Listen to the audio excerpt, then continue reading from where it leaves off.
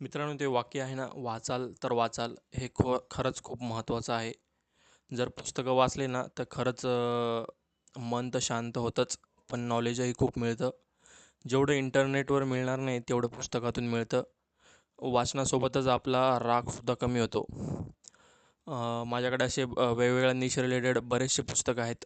जवळपास 1000पेक्षा जास्त पुस्तकं आहेत. आज मला बऱ्याच दिवसानंतर त्यांना साफसफाईचा वेळ मिळाला. नुसतं साफसफाई करूनच चालणार नाही, तर त्या गोष्टी माहीत करून घेतलेल्या कधी पण चांगल्या. त्यातील काही पुस्तकं आहेत, जे मी तुम्हाला दाखवतो.